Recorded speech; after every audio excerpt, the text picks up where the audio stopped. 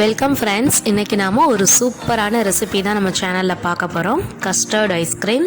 Custard powder வச்சு நம்ம இந்த ஐஸ்கிரீம் செய்ய போகிறோம். அதுக்கு தேவையான இன்க்ரீடியன்ஸ்லாம் நான் எடுத்து வச்சுருக்கேன். உங்களுக்கு இன்க்ரீடியன்ஸ் வேணும்னா டிஸ்கிரிப்ஷன் செக் பண்ணிக்கோங்க. ஃபர்ஸ்ட் ஒரு பேன் வச்சுக்கலாம். ஸ்டவ் ஆன் பண்ணிவிட்டு அதில் நம்ம 1 லிட்டர் மில்க் எடுத்துருக்கிறேன். Full cream milk, Arokya milk எடுத்திருக்கேன். உங்களுக்கு எந்த ஃபுல் க்ரீம் மில்க் கிடைச்சாலும் ஓகே தான். 1 லிட்டர் ஆட் பண்ணிக்கலாம். இது நல்லா காயட்டும்.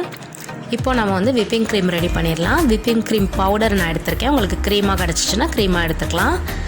இப்போ இந்த பவுடர் எல்லாத்தையும் ஒரு பவுலுக்கு மாற்றிட்டு அதில் 1/2 கப் பால் சேர்த்துக்கலாம். சேர்த்துட்டு எலக்ட்ரிக் பீட்டர் வச்சு ஹை ஸ்பீடில் நம்ம இதை பீட் பண்ணலாம். இதை நல்லா பீட் பண்ணிகிட்டே இருக்கணும். இது நல்லா ஸ்டிஃப் ஆகணும். அது வரைக்கும் இதை நல்லா பீட் பண்ணிக்கலாம்.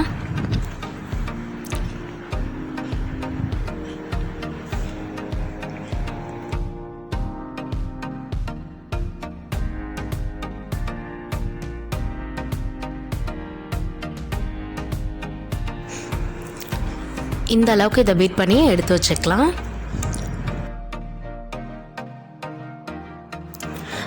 பாலும் நல்லா நம்ம கொதிக்க வச்சாச்சு.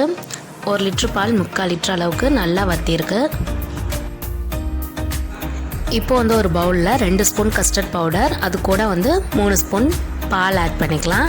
ஆட் பண்ணிவிட்டு நல்லா கலக்கிக்கலாம். கட்டி இல்லாமல் நல்லா மிக்ஸ் பண்ணி எடுத்துக்கலாம்.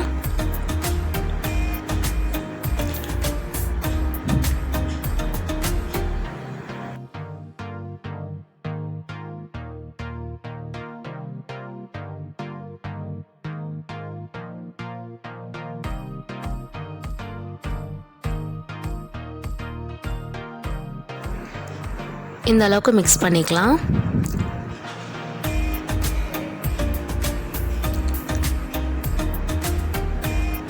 இப்போ நம்ம பாலில் 1/2 கப் சுகர் ஆட் பண்ணிக்கலாம். அது கூடவே நம்ம இந்த கஸ்டர்ட் மிக்ஸ் ரெடி பண்ணி வச்சுருந்தோம்ல, அதையும் இதில் சேர்த்துடலாம்.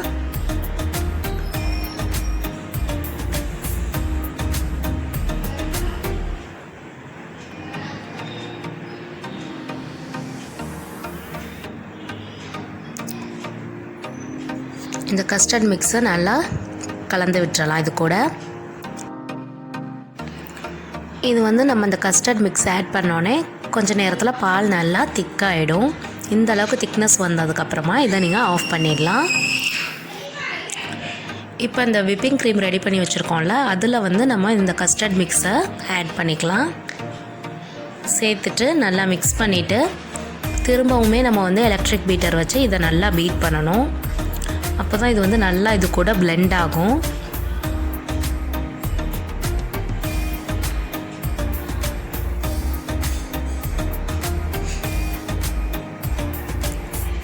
நான் ஹை ஸ்பீடில் வச்சு பிளெண்ட் பண்ணி எடுத்துக்கலாம்.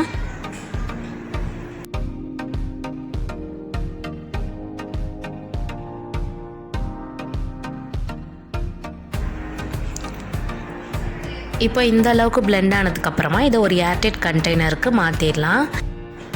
ஐஸ்கிரீம் கிறிஸ்டலைசேஷன் ஆகாமல் இருக்கணுன்றதுக்காக மேலே நான் அலுமினியம் ஃபாயில் ஷீட் வச்சு ரேப் பண்ணிக்கிறேன்.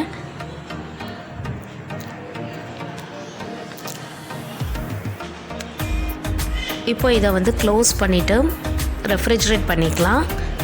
8 to 10 hours வைக்கலாம். நான் ஓவர் நைட் வச்சேன். ஓவர் நைட் வச்சுட்டு இப்போது மார்னிங் எடுத்து இதை ஓப்பன் பண்ணுறேன்.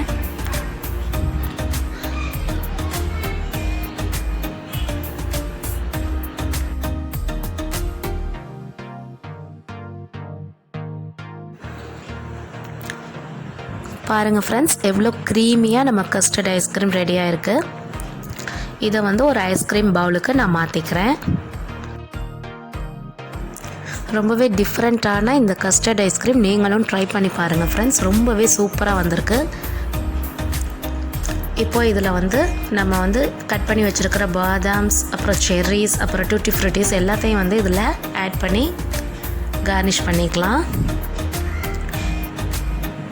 இது மாதிரி கஸ்டர்ட் ஐஸ்கிரீம் நீங்களும் ட்ரை பண்ணி பார்த்துட்டு எப்படி இருந்ததுன்னு கமெண்ட் பாக்ஸில் கமெண்ட் பண்ணுங்கள் ஃப்ரெண்ட்ஸ். அண்ட் இது வரைக்கும் நம்ம சேனலை சப்ஸ்கிரைப் பண்ணாதவங்க சப்ஸ்கிரைப் பண்ணிவிடுங்க. வீடியோ பிடிச்சிருந்தால் லைக் பண்ணுங்கள். அண்ட் மறக்காமல் நோட்டிஃபிகேஷன் ஐக்கானை ப்ரெஸ் பண்ணிவிடுங்க ஃப்ரெண்ட்ஸ்.